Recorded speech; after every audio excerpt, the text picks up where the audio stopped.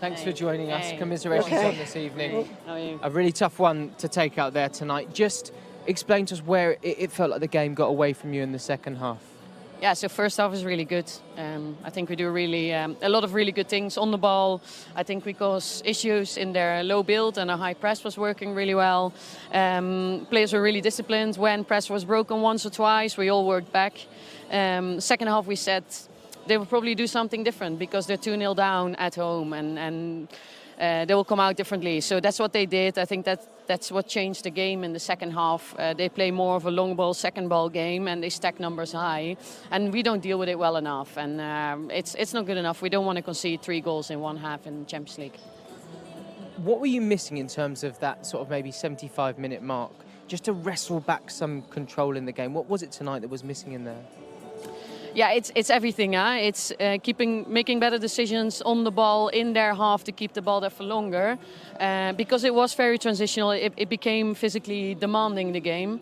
And then if you let them play their game with the long ball in behind and the second balls, and they did that really well because they had all the numbers around, then they did that better than us. I think we lacked a little bit of energy and physicality in there in those moments. And so I think the game was played in their strengths and not in our strengths in the second half. But at the same time, we have to deal with these things because this is also football. And I know we can deal with these things, but we didn't do it well enough tonight. Can you tell us a little bit about the process now? You've got a huge game coming up at the weekend.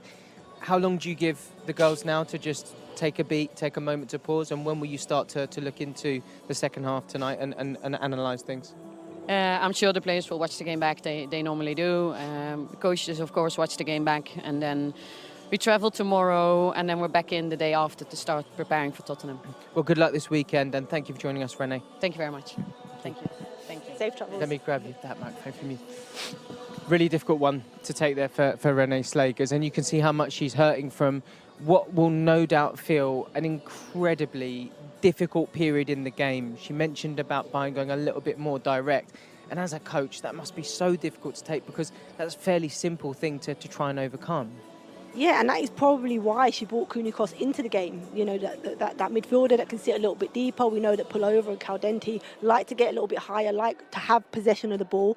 And obviously we seen in the second half, Bayern had a little bit more possession, a little bit higher up, because they were being a little bit more direct. Arsenal wasn't getting onto those second balls. I felt she brought Kunikos in and obviously Marnham to try bring that physicality and that kind of ownership in getting onto those second balls, and it didn't quite happen in the substitutions that she made. Farah, thank you so much for joining us tonight, and thank you so much for watching along at home. An incredible comeback for Bayern Munich, who face PSG next up, and for Arsenal, the small challenge of going and now having to get a resurgence against Real Madrid.